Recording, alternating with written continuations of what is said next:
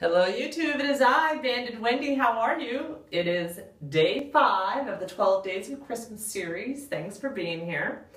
Kind of winging this one a little bit, no notes today. It's Sunday, 12/21/14, and our new local team, the Seahawks, just won against the Cardinals. That was a good day.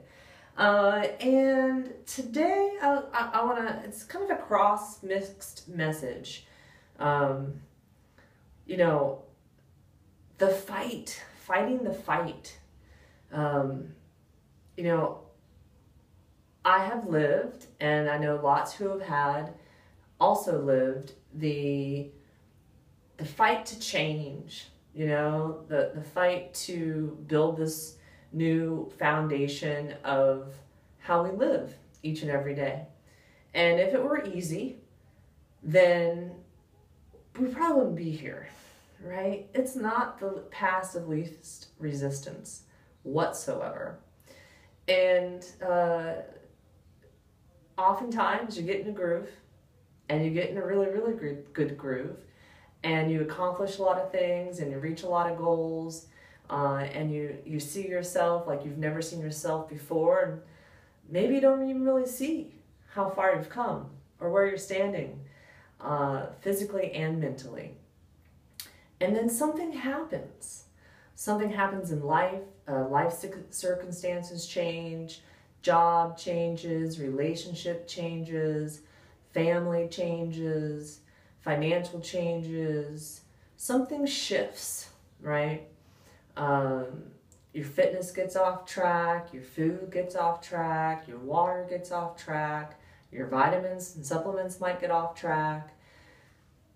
Mentally just not where you need to be. And the truth is, it ends up showing up on your physical self, right? And possibly showing up in your mental self. And then you're like at a crossroads, right? You continue down the path of least resistance. You think least resistance, and kind of throw your hands up in the air at the whole situation and go back to that despair and possibly pain and the dark place where you were pre-op, right? And the other option to go is the continued path of resistance. And now you know, because you've been there, what it takes, but you feel like instead of taking 8 steps forward, you're taking 10 steps back. And you don't know if you want to do the work. You don't know if you can, right? But you choose to go that way because you're not going to give up, right? And so myself, after having reconstructive surgery, about 4.5 years post-op, last November, fitness was thrown by the wayside. I quit my job. My mom went into hospice. I quit smoking. I took one full CC out of my lap band, and I was at home in Ohio for 12 weeks to take care of my mom. And couldn't do my fitness. I was inactive on fitness 8.5 weeks. I had some open incisions. I was eating M&Ms by the handful as a stress reliever. When I wasn't eating M&Ms by the handful, I was giving my mom morphine enemas, you know. Watching her die in front of me. So I get when things might not be on track. And I didn't stand on the scale. I chose that, you know, my recovery and being there for my mom was my priority. But when I got back to LA, I stood on the scale and I had gained weight. And I considered it to be unacceptable, right? You see where I was at in those 2 paths, where I could go. And I have spent from February until June, and then June until October, really pushing the pedal to the metal, and taking back my happy place, you know, where I want to be, what I like to see, how I like to feel.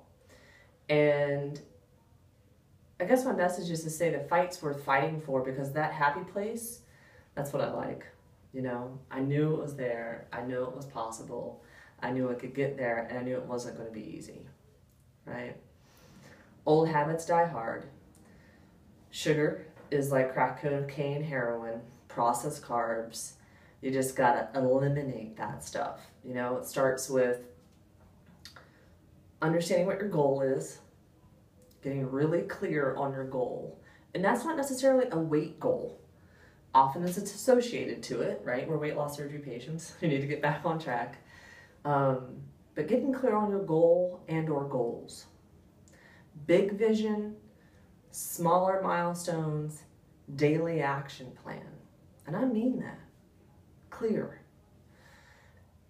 And then after setting those goals, down to the daily action plan, getting them, going after them, doing the work to get there, right?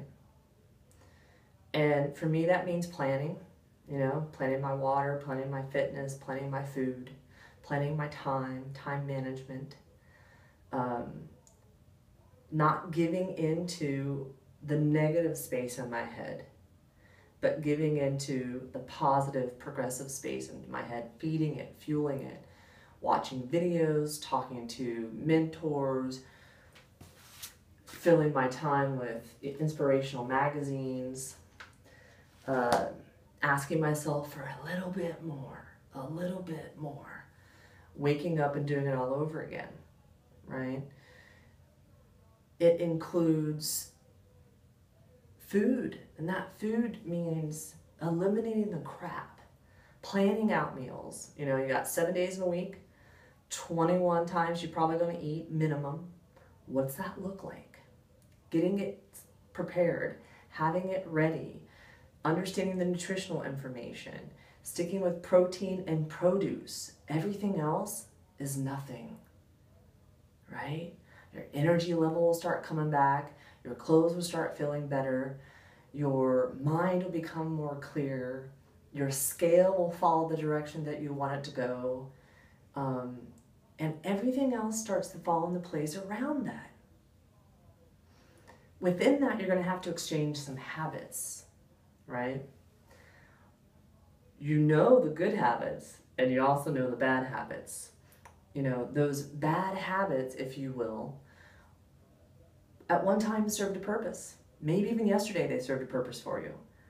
But are they really doing you good anymore? I.e., the bad habit. The new habits, the good habits, you gotta remember what they are. It comes about exchanging those habits. And it's not about willpower, and it's not about saying no, and it's not about not doing, right? Habits are about doing. Habits are about doing. And when you do those things consistently, it gets a little bit easier each time. So there's the hope down that road of resistance, right?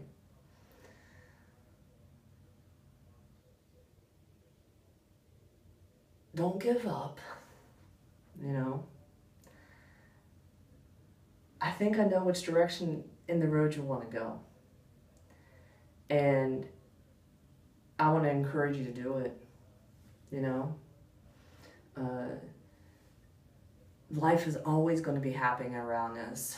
Life is one of the hardest things in the world to get through. And we really do choose how we're going to manage it, how we're going to handle it. If you have trouble doing that, seek professional help, right? Speak to somebody who has an ability to help you walk through those mental minefields, because you can get past them. Take the ownership, right? Get your support group on board. Set some realistic goals. Set some boundaries for yourself. Put some rewards in place for yourself. Take those pictures of your progress, share your progress, find the pride that you know so well and go back and get it, right? And as you're doing that and you're exchanging those habits and things are getting easier, remember how hard it is to go back down that road, to get to be where you want to be, to get to your happy place. And determine